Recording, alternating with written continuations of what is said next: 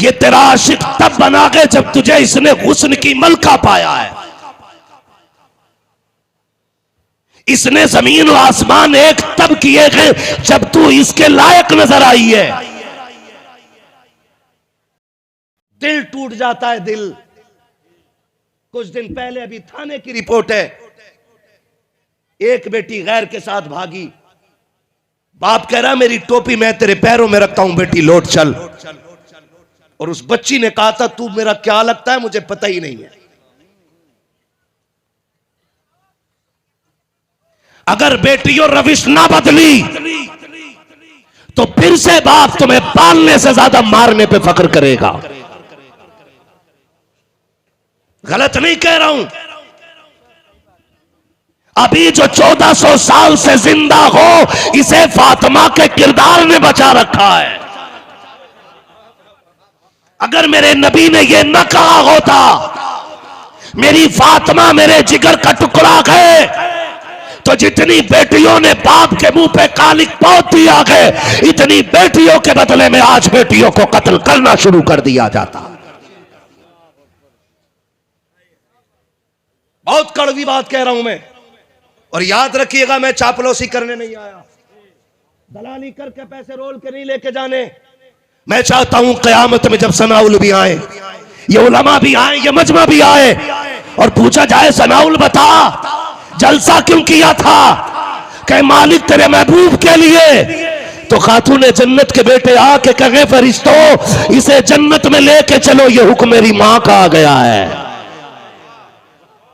मैं बेटियों से कहना चाहता हूं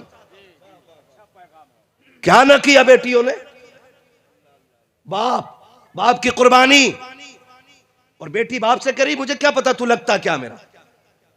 पुलिस वाले से कह रही मैं इसको नहीं जानती हूं लेकर चले जाओ। बाप की चीख निकल जाती है सुन मेरी बेटी अगर तुझे याद ना हो तो मैं याद दिला दूं, जब तू माँ के शिकम में आई थी दुनिया को खुशी हो गई थी, घर में चिराग जलने वाला है। तेरी दादी ने कहा था पोता आएगा तो मीठा तकसीम होगा। तेरे चचा ने यानी कि चचा ने कहा था तेरे के अगर भतीजा आएगा लड्डू बांटूंगा। तेरे तमाम रिश्तेदारों ने नाम सोचे थे, नाम अब्दुल गफ्फार रखेंगे, अब्दुल रहमान रखेंगे। एक के मुंह पे भी फूटा लफ्ज नहीं आया था कि बेटी आएगी तो आयशा कहा जाएगा, बेटी आएगी तो फातिमा कहा जाएगा। तुझे तो कोई आने की तवक्को भी नहीं कर रहा था, किसी को यह पसंद भी ना था कि तू दुनिया में आ जाए। सबने मीठों के ऑर्डर किए, लोगों ने नाम सोच के रखे। जब दर्द ज़र शुरू हुआ के विलादत की तकलीफ में मां को लेकर के हॉस्पिटल ले जाया गया के रात के 3 बजे फोन आता है कि मुबारक हो बेटी आई है। दादी बिस्तर पे गिर गई, चचा ने कमरा बंद कर लिया। दुकान वालों ने कहा था मीठा लेकर के चले जाओ, सबने कान नगीचा किए। का ऑर्डर क्यों दिया था, का अगर भतीजा आता तो मीठा बांटते, पोता आता तो मीठा तकसीम करते। अब घर में बेटी आ गई है, अब मीठे की जरूरत नहीं रह गई है। खुदा की कसम सबके चेहरे उतर गए थे। सुन जब सबने मुंह मोड़ा था, मगर तेरे बाप को पता चला कि मेरे घर में बेटी आ गई है, वो हॉस्पिटल से भागा नहीं था, कदम पीछे नहीं हटाए थे। उसने कहा था डॉक्टर जल्दी करो, मैं अपनी बेटी को देखना चाहता हूं। खुदा की कसम आज जिसके मुंह पे कालक पोत देती है बेटिया, इस बाप की कुर्बानी को जरा देखो तो सही। ये गया था तेरी मां के पास और तुझे करवट में लेटा देख के इसने अपने बाजू फैला के कहा था मेरे जिगर के टुकड़े को मेरी गोद में दे दो। जब दुनिया तुझसे नफरत कर रही थी तब तेरे बाप ने कहा था लोगों तुम ना जाने क्या समझते हो, लेकिन मैं समझ रहा हूं आज बेटी ही नहीं आई है बल्कि खुदा की रहमत भी आ गई है, मेरे हिस्से की जन्नत भी आ गई। नारे तकबीर, नारे रिसालत, मसलके आला हजरत, रूह बिलाली कॉन्फ्रेंस, हजरत अल्लामा मुफ्ती हम्माद साहब तिबला। हाय हाय बहुत अच्छा, बहुत तुम सुभान अल्लाह। मेरी बेटी वाह, अगर कोई मजनू झूठ बोले कि मैं तुझसे सबसे ज्यादा प्यार करता हूं, वाह, तो एक बार मुड़ के बाप की टूटी हुई जूती की तरफ देखना। हक है, वाह, कि जो 10 साल वो टूटी चप्पल को सिलवा के पहनता रहा ताकि मेरी बेटी के इज्जत और दुपट्टे पे कोई पाबंद ना लगने पाए। वाह क्या बात, उसकी कुर्बानी याद कर जी। और आज बेटियां कितनी आसानी से कि जी जवान हो गई हूं, इसका बड़ा फायदा उठाया जा रहा है। हम जवान है, अपनी मर्जी के मालिक है, हम जवान है, अपनी मर्जी के मालिक है। तुझसे किसने कह दिया कि तू कलमा भी पढ़े और कदम भी अपनी मर्जी से उठाए? ला इलाहा इल्लल्लाह का मतलब ही यह है कि तुम्हें जमीन पर रहना है तो खुदा की मर्जी से जीना पड़ेगा। यह मतलब ला इलाहा इल्लल्लाह का है। आप कलमा पढ़े और उसके बाद शरीयत में अपनी मनमानी करें। मुझे कुछ भी नहीं, लाखों बेटियों के बारे में खबर मिली कि मुर्तद हो गई,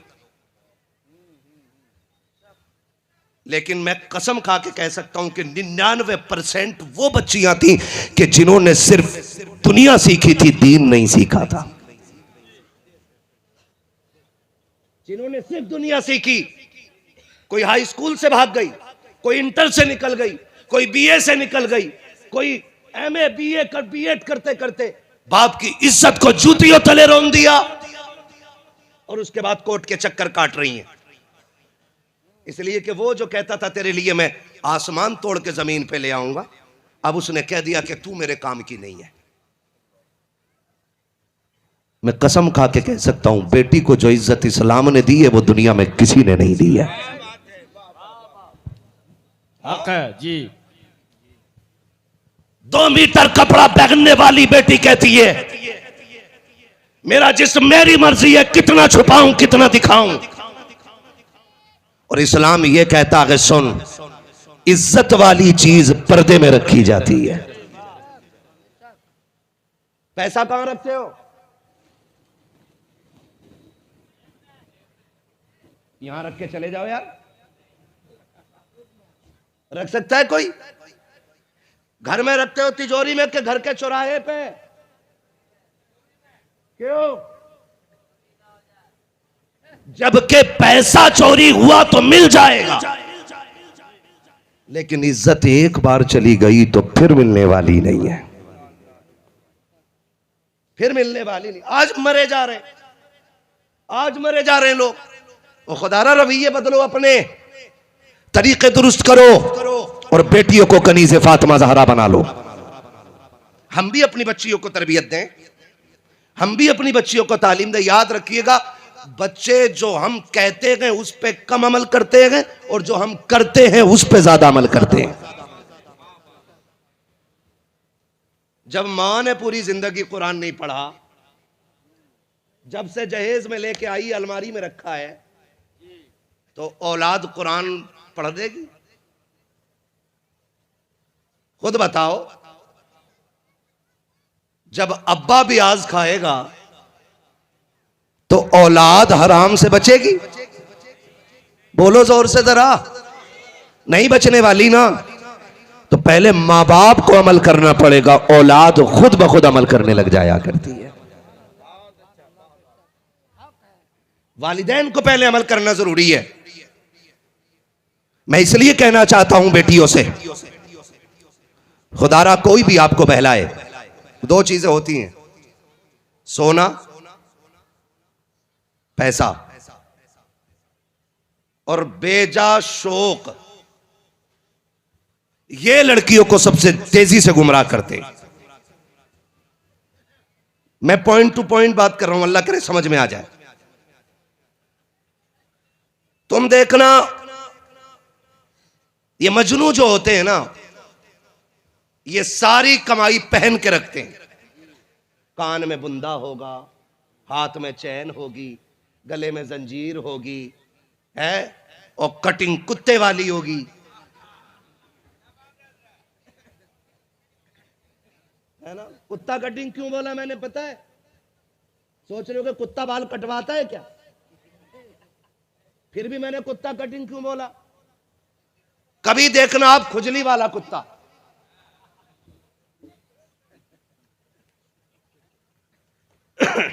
कौन सा कुत्ता? जहां तक उसके पंजे पहुंचते हैं वहां तक बाल बचते ही नहीं, और बिल्कुल कमर के बीचों बीच बाल खड़े रहते हैं उसके, क्योंकि रीढ़ की हड्डी पे उसके पंजे पहुंचते ही नहीं। ऐसे ही है, बिल्कुल साफ जैसे गंजा, और यहां बाल खड़े, और बटन खोल के लफंगा यूं आस्तीन में चढ़ा के दावत में आए तो मौलवी के यूं कोनी मार के कहता हटो।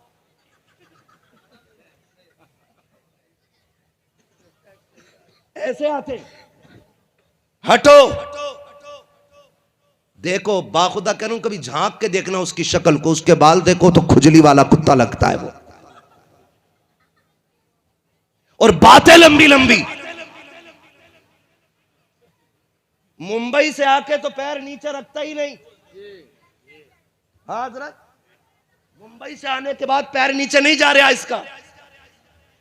आज इस होटल में, कल उस होटल में, आज फिर आई, कल चिकन, फला मटन, ये मटन, और जब पैसे 8 दिन में खत्म ना, कुछ मिलेगा क्या? ये ऐसे से फिर यूं हो गया। और यही मजनूओं की कंडीशन है।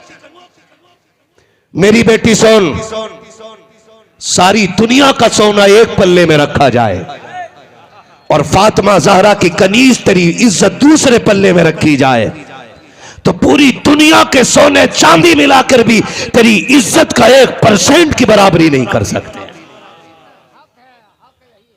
कैसे किसी मजनू के हवाले इज्जत कर दी तूने? भूल गई तू कि तेरा बाप तुझे देख के कहता था बेटी नहीं रब ने शेर दिया है।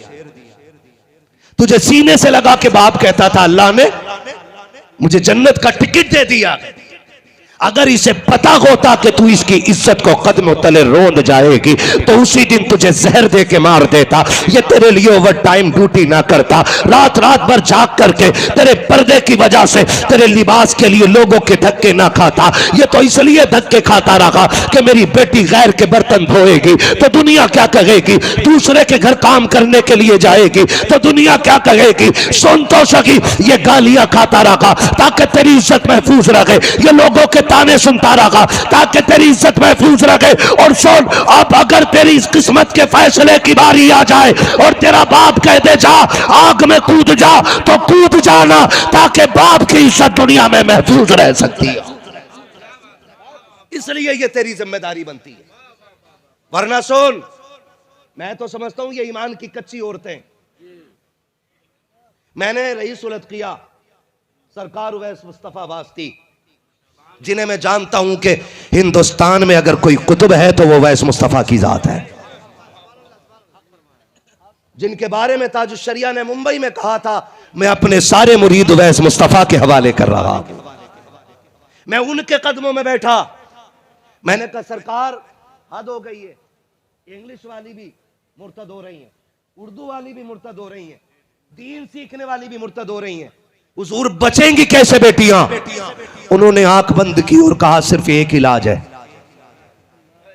आंख बंद की और खोल के कहा था बस एक इलाज है। मैंने कहा बता मेरे मुर्शिद इजाजत, वो रास्ता क्या है? फरमाया सबके सीनों में इश्क रसूल डाल दिया जाए।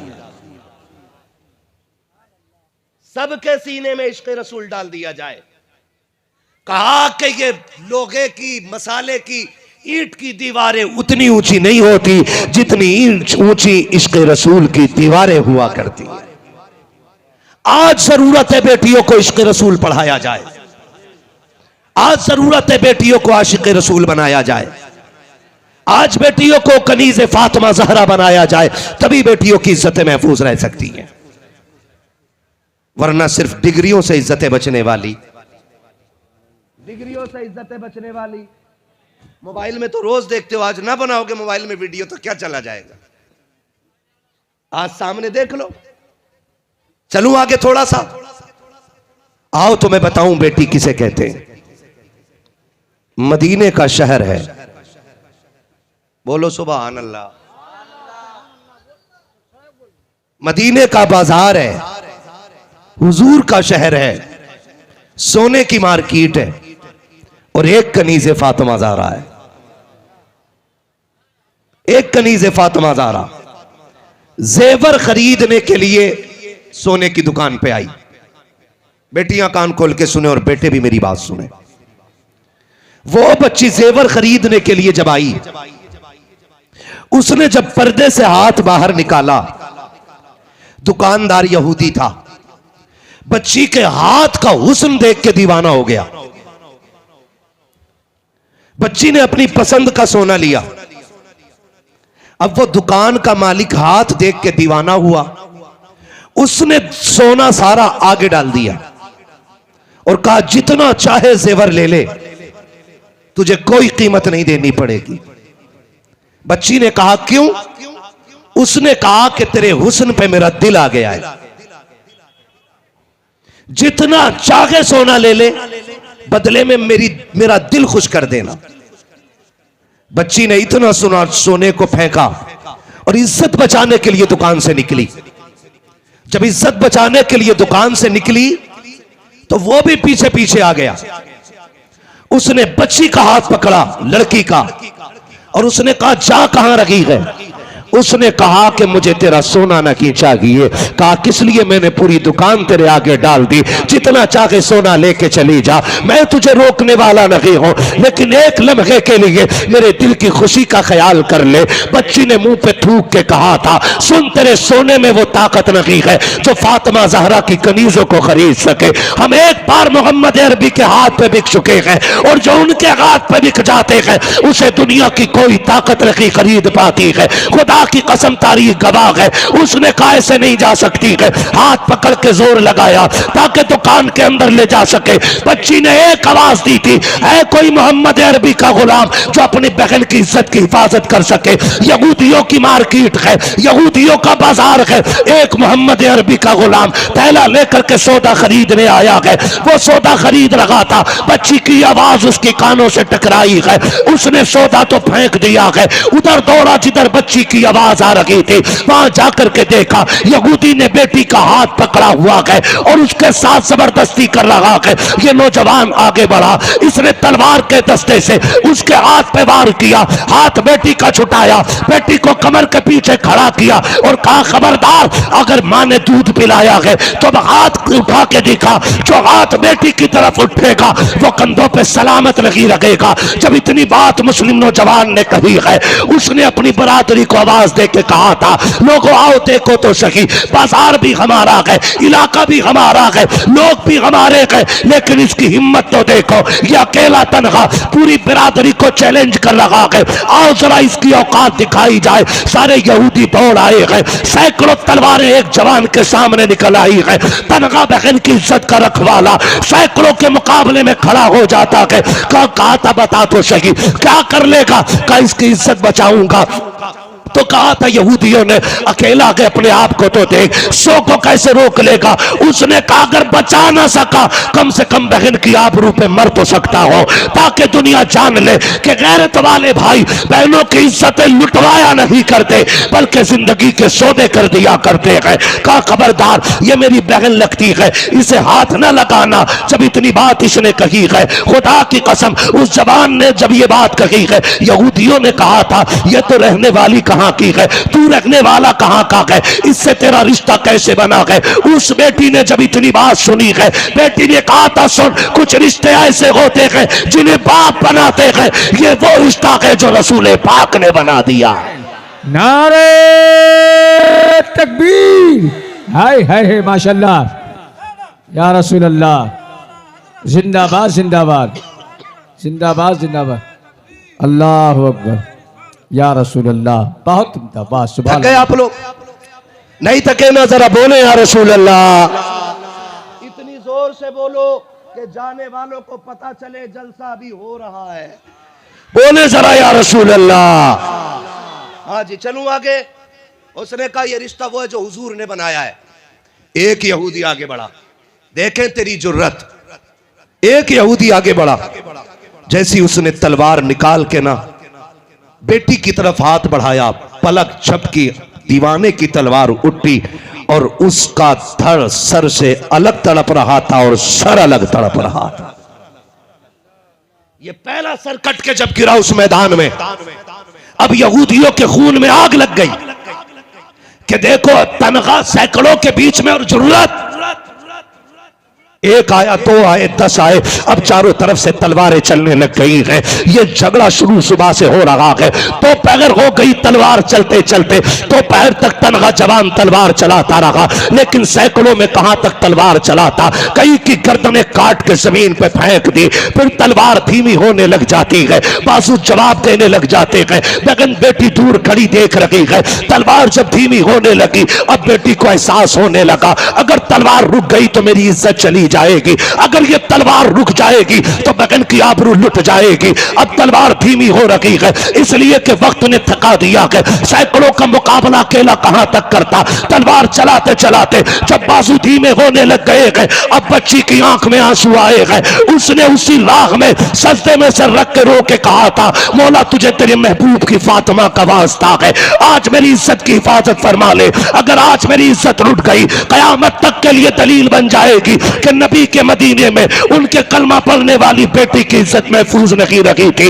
इतना रो करके उसने कहा है, खुदा की कसम तारीख गवाह है, इधर इसने तड़प के कहा है, उधर पीछे से नारे तकबीर की आवाज आ जाती है। जवान ने मुड़ के देखा कि ये आवाज किसकी है। जब मुड़ के देखा तो क्या देखता है, आगे आगे नबी आ रहे हैं, पीछे पीछे मौला अली आ रहे हैं। अल्लाहू अकबर। खंजर चले किसी पे तड़पते हैं हम अमीर, सारे जहां का दर्द हमारे जिगर में है, सारे जहां का दर्द हमारे जिगर में है। उनके लिए रो के तो देखो मदद आती है कि नहीं। और फिर जब देखा शेर खुदा को तो यहूदी फरार हो गए। बेटी की इज्जत भी बच गई। मैं कहना चाहता हूं बेटी, अपनी इज्जत का ख्याल कर। अल्लाह ने जो इज्जत तुझे बख्शी है ना, दुनिया में उसकी कोई कीमत ही नहीं है, कोई कीमत नहीं है। कनीज़े फातिमा ज़हरा बनो, इल्मे दीन सीखो, माँ बाप की वफादार बनो, इनसे इतनी वफा करो, इतनी वफा करो कि लोग बेटों से ज्यादा बेटियों के लिए रोने लग जाएं। आपसे भी थोड़ी बात कह दूं, ये तो बेटियों के लिए बात थी। आपसे कहना चाहता हूं कि जब बच्चे जवान हो जाएं तो बराबरी की तलाश के चक्कर में उम्रें न बढ़ाना। अभी बराबरी का रिश्ता नहीं मिल रहा। बराबरी का क्या भाई, तू 9 फीट का है, तेरी बेटी 18 फीट की है, जो दामाद तुझे 19 फीट का चाहिए। नहीं थोड़ा खाते पीते घर का हो। सुने, रिश्ते पैसों से नहीं, रिश्ते भरोसों से चला करते हैं। कैसे चलते हैं? भरोसे से रिश्ते चलते हैं। बेटियां जवान हो जाएं, रिश्ता करने में जल्दी करो।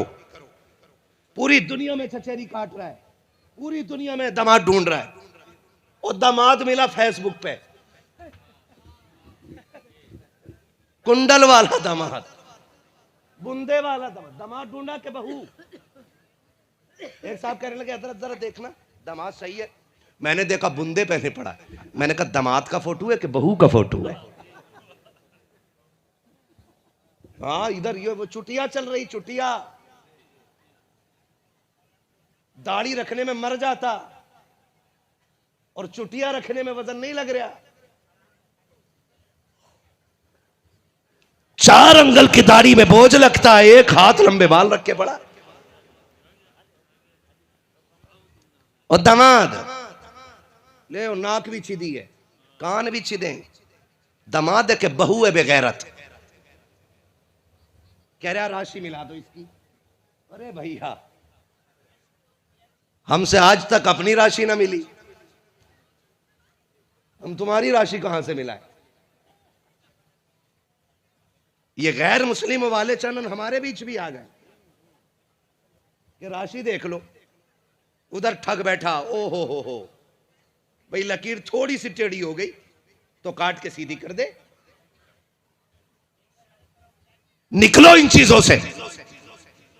और दामाद फेसबुक और व्हाट्सएप पे तलाश ना कर। अक्सर फेसबुक ये दामाद बेटियों को दुख देते हैं और 2 साल के बाद फिर तावीज मांगते हो। दामाद चाहिए तो फिर तू 5 वक्ता नमाजी हो। क्या करना है? 5 टाइम की नमाज पढ़नी है। कितने टाइम की? जोर से 5 टाइम की। मेरे बच्चे की आवाज बैठ गई सुभान अल्लाह कहते कहते। मैं कहता हूं घर जाना ना बेटे, अम्मी पूछे आवाज का क्या हुआ, कहना अम्मी जब बात हुजूर की हो रही थी ना तो लोग पैसे वाले पैसे दे रहे थे, मैं हुजूर के नाम पे आवाज लुटा के आ गया हूं। कोई तो नजराना दे के आया हूं ना। तवज्जो है सारे लोगों की? चलूं आगे थोड़ा सा, वक्त हो चुका है 2 बजने को। जी जिन्होंने बुलाया वो कहाँ है? हाँ कोई नहीं है। मौलवी को बैठाया उस टाइम पे गया, ये तो हुजूर का बड़ा करम है कि आप मिल गए, वरना वक्त जितनी ठंडी का है ना, आप रहोगे तो इंशाल्लाह जलसा होता ही रहेगा। क्या बात कह रहा था मैं आपसे, दामाद कहां ढूंढना है? मैंने कहा 5 टाइम के नमाजी बन जाओ और मस्जिद में जाया करो। वो जवान ढूंढो जिसकी एक वक्त की नमाज कज़ा ना होती हो, इसलिए कि जो रब का हक अदा कर सकता है वो तेरी बेटी का भी हक अदा कर सकता है, और जो रब का हक अदा नहीं कर सकता है वो तेरी बेटी का भी हक अदा नहीं कर सकता है। अब दामाद कैसा होना चाहिए? तो 90% लड़कों की तो होगी भी नहीं फिर अब कि 90% तो जाता ही नहीं मस्जिद में। अगर मस्जिद से दामाद ढूंढने लगो तो फिर सारी नमाजी हो जाएंगे। और दामाद कटो वाला मत देखो, दाढ़ी वाला। कैसा दामाद? ये बेदाढ़ी वाले कतई नहीं बोल रहे हैं कि हमारे खिलाफ बात हो रही है। मौलवी हमें कुआरा मारना चाहता है। आपसे भी कहना चाहता हूं, दामाद दाढ़ी वाला देखो, नेक देखो, इसलिए कि ये जो जिंदगी है ना मियां बीवी का रिश्ता, ये ऐसा नहीं 2-4 दिन का रिश्ता है, कई दहाइयां कई दशक लगते हैं इस रिश्ते में, अगर अल्लाह जिंदगी दे तो। अगर ये खुशहाली ना हो तो अलग से किसी अजाब की जरूरत नहीं है। इस रिश्ते में अगर खुशहाली ना हो, अलग से किसी अजाब की जरूरत नहीं है। मुफ्ती मोहम्मद हुसैन संभली फरमाया करते थे, औरत नेक मिल जाए तो जन्नत की चिड़िया है, और अगर औरत गलत मिल जाए तो जहन्नम का कौवा है,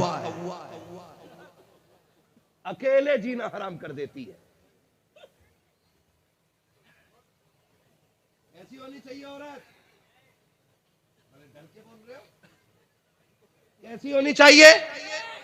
हाँ, जो ज्यादा जोर से बोला अल्लाह इसे जरूर नेक बीवी देना। गौर से सुनो मेरे भाई, रिश्ते देखने जाया करो तो अभी अल्लामा गुलाम जिलानी अजहरी ने कहा था कि डिग्री ना देखो, अगर रिश्ते देखने जाया करो तो ये पूछवाया करो नमाज कितने वक्त की पढ़ती है,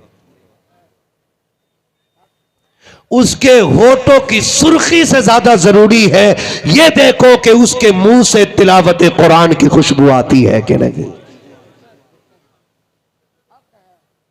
उसके गालों की चमक से ज्यादा जरूरी है कि उसके माथे पे सजदों की चमक है कि नहीं। समझ रहे मेरी बात? ये तलाश करो, फिर तुम्हें किसी टोरी की जरूरत नहीं, कदम उसके आएंगे करम मदीने वाले मुस्तफा का आना शुरू हो जाएगा। बच्चियों को नेक बनाओ, बच्चियों को नेक बनाओ। हम रिश्ते देखने जाते हैं, कहते क्या पढ़ा है, तो गरीब कहता मेरी बेटी ने कुरान पढ़ा है, तो ससुराल वाले क्या कहते हैं, बस कुरान पढ़ा है। इसे कहते हैं बस कुरान पढ़ा है। मैं कहता हूं बेटों को कुरान पढ़ाते हो पढ़ाओ, बेटों को आलिम बनाओ, हाफिज बनाओ, लेकिन बेटियों को कुरान जरूर पढ़ाया करो। आपका महबूब इदारा जहां पे हमारा कयाम था, क्या नाम इस इदारे का? जामिया कादरिया। वो 10 मिनट में होने वाली बात नहीं है ना। अल्लाह सलामत रख के, फरमाइश लोग लेके आते।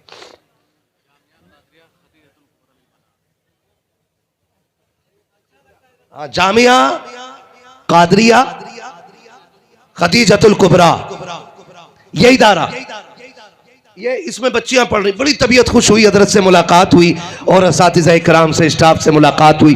बड़े अच्छे अखलाक के मालिक हैं, बड़े नेक लोग हैं, तबीयत खुश होगी। मैं आपको बताना चाहता हूँ, सिर्फ बेटों को कुरान पढ़ाते हो, मैंने भी कुरान पढ़ा, इन्होंने भी पढ़ा, इन्होंने भी पढ़ा, इन्होंने भी पढ़ा, सबने कुरान पढ़ा है। गारंटी के साथ कहता हूँ, पहली बात तो फुर्सत नहीं मिलती है पढ़ने की, बिजनेस में लग जाए, काम में लग जाए, फुर्सत नहीं मिलती। अगर मिलती है तो बाई से बरकत पढ़ के, जहां तक पढ़ा पढ़ के छोड़ दिया जाता है। मगर मैं कहना चाहता हूँ बेटियों को कुरान जरूर पढ़ाया जाए, इसलिए कि अगर तुम मर जाओगे कब्रिस्तान में होगे, बेटियां हिंदुस्तान के अंदर होंगी, अगर इनकी उम्र 70 साल भी हो जाएगी, लेकिन जब भी ये कुरान लेकर के बैठेंगी और आखिरी आयत की तिलावत हो रही होगी, आखिर में कहेंगी सदक़ल्लाहु मौलाना अज़ीम। ये कहते कहते ख्याल आएगा ये वही कुरान है जो बाप ने मुझे पढ़ाया था, यही वो कुरान है जिसकी फीस बाप ने अदा की थी। खुदा की कसम, बेटियां 70 साल की भी हो जाएं, जब भी कुरान पढ़ेंगी हाथ उठा करके मरने वाले बाप के लिए दुआएं जरूर करेंगी, इसलिए कि बेटियां जब तक जिंदा रहती है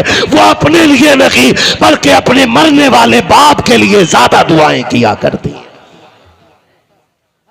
लेकिन हम बेटियों ही को नहीं पढ़ाते। बेटों को पढ़ा लेगा क्या, इसे MBBS करा लो, क्यों? बुढ़ापे का सहारा बनेगा। बुढ़ापे में ऐसी लठियां मारता अब्बा के कि रही बची कमर भी तोड़ देता। और बेटी को क्यों नहीं पढ़ाते? हम नहीं देंगे 1000 रुपए महीना फीस, हम नहीं देंगे 1500 रुपए महीना फीस। बीवी कहती क्यों नहीं दे रहे? कि बेटी तो पराया धन है, इसको पढ़ के पराए घर चले जाना, इसे पढ़ा के क्या फायदा।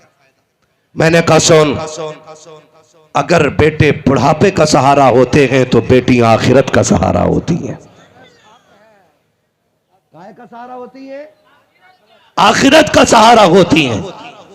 बेटे बुढ़ापे में लाठी बन के आते हैं, बेटियां आखिरत में जन्नत का टिकट बन के नजर आएंगी। इसलिए बेटों पे 10 लाख लगाने वालों, 1 2 लाख बेटियों पे भी लगा लिया करो, इन्हें भी पढ़ा लिया करो।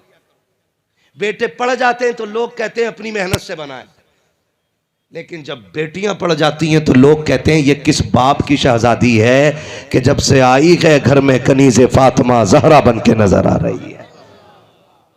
इसलिए बेटियों को आप जरूर पढ़ाइए, पढ़ाएंगे इंशाअल्लाह।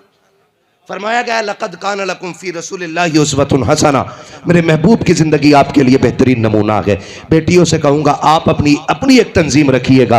आपको पता चले किसी बेटी का कदम बहक गया है तो बेटियां जाके उससे बात करें, 3 बेटियां उसको सिखाएं, उसे बताएं बेटी की जिम्मेदारी क्या होती है, बाप क्या होता है। खुदा की कसम अगर बेटियां इतनी एक्टिव हो जाएंगी ना तो फिर किसी बाप की बेटी किसी गैर के बिस्तर पे जाकर के नहीं लेटेगी, बल्कि जितना काम मर्द कर रहे हैं उससे कहीं ज्यादा काम हमारी कौम की बेटियां कर सकती हैं। कर सकती हैं कि नहीं भाई? कर सकती है। इसलिए बेटियों को भी एक्टिव होना पड़ेगा, इसलिए कि बात अब हमारे ईमान पे आ गई है। और आपसे गुजारिश है कि आप आसान कर दें शादियां, ताकि बेटियां ज्यादा से ज्यादा शादीशुदा हो सके। महंगी शादियों का तमाशा बंद करें, जितना सस्ता हो सके निकाह उतना सस्ता करें, ताकि बेटियां ये कह सकें शुक्र है कि रब ने हमें हुजूर की उम्मत में पैदा फरमाया है। करेंगे इंशाअल्लाह, करेंगे इंशाअल्लाह। खुदा सलामत रखे, शादी आसान करें। कितने लोग कोशिश करेंगे इंशाअल्लाह आसान करने की? अच्छा, कोई जवान ऐसा है जो ये वादा करे कि मैं जहेज की डिमांड नहीं करूंगा, डिमांड नहीं करूंगा, ना लेने वाली बात नहीं कर रहा हूं मैं, डिमांड मांग के नहीं लूंगा। बहुत कम लोग हैं।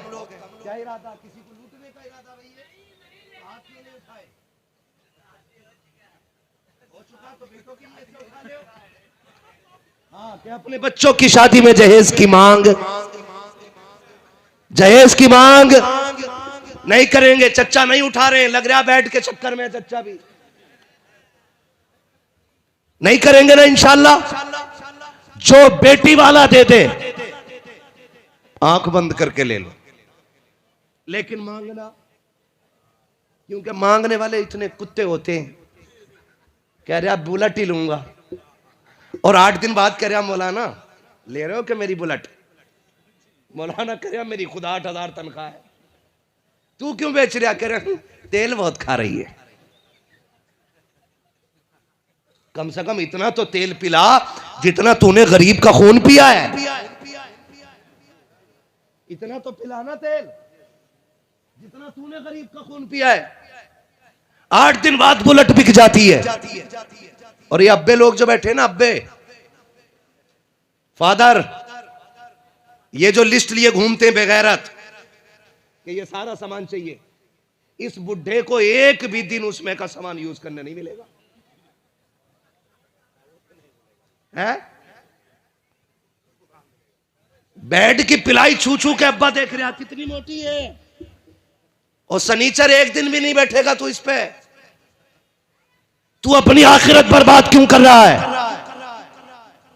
कासाबी दिखा रहे मेरा बेटा मेरा। और मैंने तो यहां तक देखे ये नंगे लोग जहेज मांगने वाले शाम को ट्राली भर लाते हैं, डीसीएम भर लाते हैं, पिकअप भर लाते हैं, और सुबह को फाता पढ़ने जाओ ना आधा सामान कमरे के बाहर पड़ा है। ये क्यों नहीं रखा है? कमरे में जगह नहीं थी। इससे 26 साल में एक कमरा नहीं बना, और उसे भरने के लिए प्रेशर करता लड़की वालों पे। मैं उस शख्स को कुत्ते से बदतर मानता हूं जो जहेज मांग के लेता है, इसलिए कि कुत्ता फेंका हुआ खाता है और ये मांगने वाला छीन के गरीब से लेता है। तो बताओ इस अमल में कुत्ता बेहतर है या ये? बोलो, कुत्ता ये कुत्ते से बदतर है इस अमल में। कुत्ता 8 दिन के भूखा भी होगा ना, आप खाते रहिएगा, आपके बर्तन में मुंह नहीं डाले। आप जो दे दोगे कुत्ता वही खाएगा। लेकिन ये तो किडनी बिकवा देता है, जमीन बिकवा देता, बाप की हवेली बिकवा देता है। सुन, जिसने बेटी दे दी उसने सब कुछ दे दिया है। अच्छा खुद एक बात बताओ, 10 लाख मांग के लिए तुमने लिए? नहीं ना, फर्ज कर लो मांग लिए। फर्ज कर लिया क्या हमने? मांग लिए। मर्द भूल जाता बातें, औरत नहीं भूलती है। तुमने 10 लाख मांग के लिए, उसके बाप ने कैसे दिए थे उसे पता है, और जब यहां आ जाती है ना फिर पूरे घर को कुत्ता बना देती है। फिर ससुर कह रहा तावीज दे दो, अब्बा नहीं कह रही। उससे पूछो अब्बा क्यों नहीं कह रही, वो कहेगी ये डाकू है कि अब्बा है? अब्बा तो वो था जिसने किडनी बेच के मुझे खुश किया है, जिसने मेरे बाप की किडनी बिकवा दी, इसको बाप कैसे कहूं? अगर चाहते हो बगुआ कह के आवाज दे तो किरदार वो लेके आओ जो नबी के उमर का किरदार था। हजरत फारूक आजम बहू को बियाह के घर में लाए हैं, बैठा करके कहा था बेटी बता मैं तेरा क्या लगता हूं? बच्ची ने कहा चचा लगते हो। कहा अब्बा नहीं लगता? तो बच्ची ने कहा था बाप को इंतकाल किए हुए एक जमाना गुजर गया है, अब तो बाप कहने की आदत भी चली गई है। मैं यतीम थी, मुझे आप लेकर के आए हो, आप मेरे रिश्ते में चचा लगते हो। तब हजरत उमर ने कहा था नहीं बेटी, आज के बाद चचा मत कहना, मुझे बाप कह के आवाज देना। चचा किस लिए? कहा सुन, जब तू बाप कहेगी तुझे बाप का सुख मिल जाएगा, मुझे बेटी वाला प्यार नजर आ जाए। मरे जा रहे हैं कि अब्बा ही नहीं कह रही। ओ जालिम, तुझे अब्बा क्यों कहे? तूने उसके बाप की 10 लाख की जमीन बिकवाई है। अभी तो तुझे कुत्ता बनाया, अभी उसे बनाएगी जिसके निकाह में है। मर गया था बुलेट के चक्कर में। तू ऐसी फटफटिया बना देगी वो आदमी की कि कोई मियां, कोई दरगाह, कोई तावीज, कोई चादर, कोई भगोना, कोई पतीला, कोई खत्म, कोई बिरयानी तेरी जिंदगी में खुशहाली नहीं ला सकता है। समझ रहे हो मेरी बात? अगर चाहते हो घर अच्छे रहे, तंग दस्त बच्चियों को इज्जत दे दो, पूरी जिंदगी तुम्हारी इज्जत की हिफाजत करती रहेंगी। पूरी जिंदगी किसी के बाप को निभा लो, वो तुम्हारे बाप को निभाती रहेगी। ताली एक हाथ से नहीं, कितने हाथों से बजती है? बजा के ना दिखाओ। किससे बजती है? दोनों हाथों से। ये रिश्ता मोहब्बत कुछ इस तरह निभाओ, कुछ हम कदम बढ़ाएं, कुछ तुम कदम बढ़ाओ। नौजवानों, हुजूर के तरीके को अपनाओ, हुजूर के किरदार को अपनाओ, घर जन्नत बनते नजर आएंगे।